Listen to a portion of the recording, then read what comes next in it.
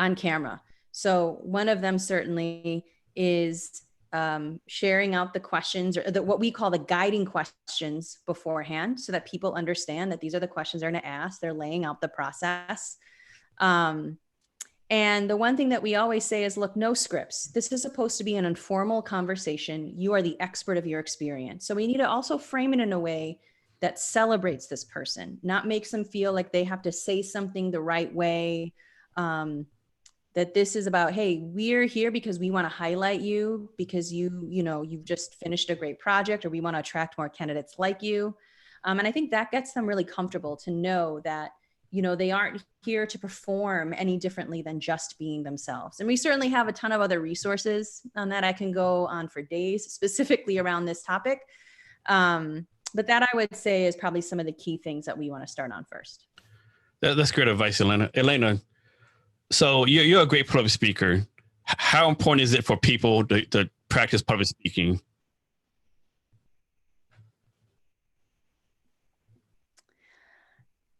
This comes with time. There certainly is a convergence of, public speaking and being on camera. Certainly those that have had more practice, more opportunities to public speak are certainly will tend to be much more comfortable on camera. But I would say inevitably, like, that's the role that the producer has, or if you are, the HR leader who is kind of bringing this together. Once again, it has everything to do with how comfortable you are making that person feel just to tell their story. Like, take away public speaking for a second, take away the camera, whether that's your smartphone or more of a full production camera. This has to feel like what they are experiencing is a one-on-one conversation where you're genuinely interested in why they do what they do. I think for me, when I do stuff like this, I think you're always like kind of nervous at the beginning, but you always get a point where you forget there's any camera around, right? And it's this conversation with the person, and you forget all about the cameras and all the lights, and you just act naturally. But it takes a while to get there, I think. Exactly. And that's why you might start off an interview with some real softball, just fun questions, right? So one of the things that we do to, just test the audio, make sure levels are working, is like, hey, describe your favorite breakfast, right? Or, tell me the moment, when you had found, your best friend at work, right? Something that's really easy, that people can just kind of very quickly respond to, get the jitters out, so that by the time we do get around to, what the key themes are, they're already loosened up. And so that comes typically probably within 5 minutes of the conversation. Elena, what are some common mistakes people make when making videos? So there's a few. One of them, especially kind of in the videos that we're creating, is people conflating this with how we market and capture our business brand. The big difference here is that, we are not here to create the most interesting man in the world, right? This is about telling it like it is and being probably a bit more authentic and raw, which means that we encourage companies to really lean more into the challenge, lean more into the suck. These roles, our work is not all sunshine and rainbows. There's also some challenges to this. And we need to be really upfront about that and the kind of stories that we share. So that's certainly one common mistake, is that, candidates are going to smell, kind of a fake, video or statement a mile away. They know that there's some downsides to what this role has. And so the more honest we can be about that, the better. The other thing that we see is not giving enough employee voice in the planning process itself. So inevitably, if we are here to create, a video about, a warehouse, logistics worker, which right now is very much high demand right now. It's, making sure that we can involve these employees earlier in the planning process to, kind of understand what is, the work that you're doing, help them, allow them to be part of the creative process a bit more. which can be really hard, I think, for folks planning a video because they want to plan it very, okay, this is our storyboard. This is exactly what we're going to say. And so we always like to encourage, especially if we're working in the world of HR, that this is as much about a discovery process than anything else. That as you're even going through the process of planning your video, you're going to find out some new insights about this role, about this person, about the mission that people feel that they have as a result of the work that they do.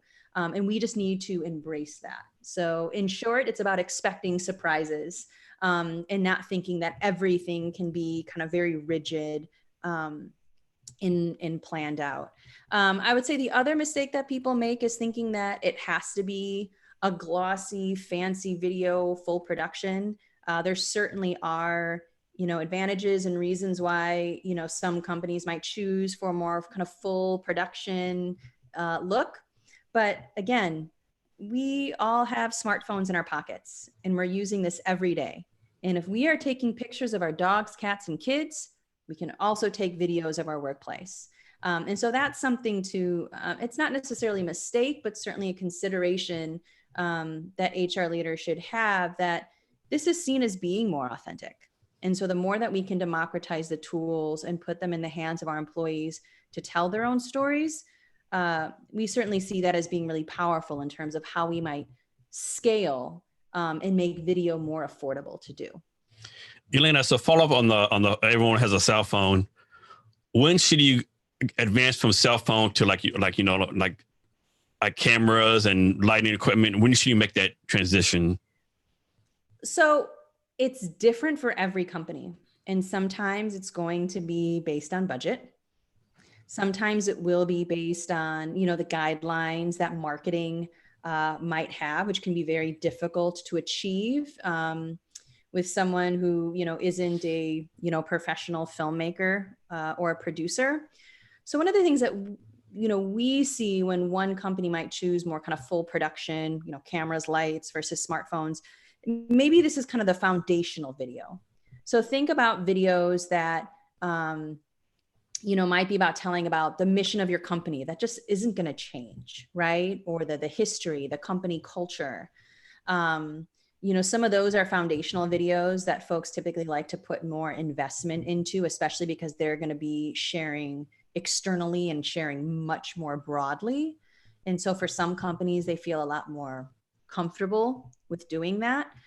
We have companies that actually do both at the same time. So companies who are both leveraging full production and doing kind of more smartphone, or as we call kind of our production light. And the reason why some folks might go to this is for a couple of things. One is this might be a video that they know just needs to be updatable every couple of months. So think a new company policy or, something that's happening really last minute that we have to address. So think like, a leadership message on, what we're doing to move our employees to all remote work. Obviously, there's a step-by-step process that we're going to take, but that message could be changing every day as, we're getting new updates. So that might be some of the reasons why folks might leverage the smartphone or stuff that's more in the moment, right? So think celebrations, think things that kind of just happen so much more frequently that we want to capture. It becomes a lot more scalable to do on a smartphone. Yeah, I think a lot of people miss opportunities to like really talk about the employer brand using a smartphone like this in the office, do a quick story on a conversation you're having. I think a lot of people miss those opportunities, like you did a birthday party for an employee, like do an Instagram story, Snapchat story, or film, I think a lot of people miss that. So Elena, I want to get your opinion on content. And what I mean is this, I think there's some people out there who's like, don't put a lot of content, limit your content, because you put too much, it waters down your brand. Other people like Gary Vaynerchuk are like, more content, more content, more content. There's never too much content. What's your opinion on that?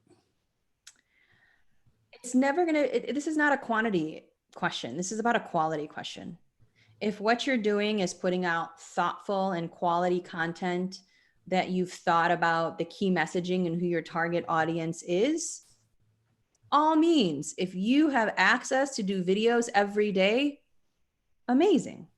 So I think it's framing the question more around quality and is this helping people? So I'll put, Skill Scout as an example, right? We do a lot of video, right? We are a video storytelling company with a video storytelling culture, no doubt.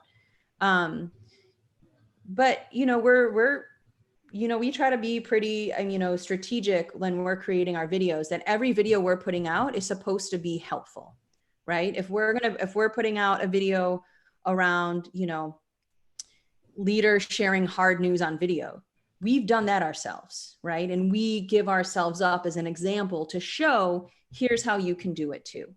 And so that's a lot of how we move forward with our content, is how can we be most authentically helpful to our audience? And so for me, when I see, be it influencers or others who are leveraging video in that same way, I'm all for it. And I really enjoy their content. Elena, on your LinkedIn profile, talks a little about why you founded Skill Scout. Can you go and talk about a little bit why you started this company? Yeah. And as I had mentioned in the past, this was all about working with young people. It's about seeing that there was young people that faced many barriers to employment. And one of them was, lacking access and exposure to jobs, into the world of work. And job descriptions don't show what a job is like. And so for us, we saw that there was a power in video. Media is the literacy of the 21st century, right? We are going to YouTube to get tours of the White House, learn how to braid our hair. Our young people are going to YouTube to also learn about jobs. And so we started, we were inspired to start Skill Scout for these very reasons of what might we do to bring more excitement to the world of work that we know that exists in a medium that people can really engage in. They can see the work. They can compare and contrast what previous experiences might have been. And so with video, it's never about, this is kind of replacing the job description or the hiring process, but it's certainly helping to expedite it when you're giving candidates an opportunity to self-screen in or self-screen out. And that's a lot of the challenges that we saw with young people who kind of were first kind of coming into jobs, is that many of them were just not being successful because they thought that this job was going to be one thing and it turned out to be another, right? They just weren't armed with the right information in the right way. And so that's initially why we really wanted to start this and to provide a new way for folks, youth and beyond, to kind of really just get an understanding of what jobs are all about, and how we could make all workplace communications more human through the power of video. And what I really like about what you're doing is a lot of companies, like, they never update the job description, right? It's the same one for 10, 15 years ago, right? And so this gives a chance for the person in the job right now to talk about what's actually going on, and give a more realistic, approach to it. So, exactly. Elena, can you talk about your own entrepreneur journey? Yeah, and certainly, quite a time to talk about the journey now. I never thought that I would be an entrepreneur. That wasn't necessarily the narrative that I had in my head growing up. I started this, my colleague and I started this because we saw an injustice in the world, and we saw that we could use the skills that we had, not necessarily be the silver bullet, but to be one of several solutions that could work for folks. So I think for me, my why has always been very clear and very present in front of me each and every time we do this. And that matters all the more when we when we experience challenges. I've always believed that this is a marathon, not a sprint. And that I'm here to build a business to last, not to sell. So when we started Skill Scout, this was supposed to be a whole different thing. We were supposed to build a technology platform, build a double-sided marketplace. But then I think as we got down the journey, I think we saw that a big kind of glaring need for the world of HR was content, and that we could really focus on one piece of the solution. And more importantly, I think for myself and Abby, we wanted to build a business that was going to stick around. And so that meant that, probably 2 years into our business, we stopped raising investment to really drive business through our own revenues. And so, of course, then the way that we build our business looks a little different because of that. But that's really important to me. I'm here to build a business to last, not to Isn't it, sell. isn't it amazing how many entrepreneurs like start building a company and then within 6 months they give up? I mean, that's why not everyone is an entrepreneur. I mean, it takes a really special kind of crazy and commitment to your idea, to your mission, to follow through, because this envelops you in a way, very much, like raising a child, right? And it can be a very lonely journey. It could mean that you're pushing yourself to the brink of your limits, of your stress, of your anxieties. But I think then there's these moments when you see the impact that your work is making, or even more importantly, when you can see that you are an employer yourself, right? I may be in the world of HR, but to me, even more, the biggest impact I can make as a leader is not on what Skill Scout could do for other companies. It's what Skill Scout can do for our own workforce. And that's been really important to me, that we are building a company of incredible colleagues, and that I see it as my responsibility, to kind of continue to drive this forward because we have really great people. Yeah. So this is just my opinion, but I think the last 10 years, of course, it's never easy to be an entrepreneur, but it's been like anyone can be an entrepreneur, right? In the last 10 years, right? There's capital everywhere, some of the barriers not there. I think what's going on right now is going to flush out the non-entrepreneurs pretty fast, right? Yes. Yep. Unfortunately it is. I mean, look, this isn't an easy road. This isn't an easy road, and you have to be used to failure and to constantly say onward. I'm saying onward so much. I don't think people realize that, there's nothing necessarily very glamorous about this work. I think it's romanticized in a way that doesn't live up to the hype. We get more failures, we get more no's than we get yeses. And it's just having, I think, the willpower to get up every day and still commit yourself to doing this. And, especially as we think about, these past few weeks and months ahead, the true mettle of companies and the true mettle of myself as an entrepreneur and the true mettle of Skill Scout is going to be tested. And it's being tested. And I would say that it's by far from easy right now. Yes. So talk about you recently named, I think, HR Superhero by Disrupt HR. What is that all about? Yeah, it's just being involved in the local community of the Disrupt HR chapter here in Chicago. We've been sponsors since their inaugural year, I think probably in 2016. So it was, a blessing to be, I think, highlighted by a community that, I've really committed to, and they've really hugged me. So it definitely was an honor, particularly to be given that kind of special place, especially among my HR peers. So Elena, you talk about this a little bit, but you need to go to more detail what your company actually offers. I believe you had like three pillars, right? Yeah. So we are, main thing is we're here to leverage film to increase human connection in the workplace. And so what does that mean?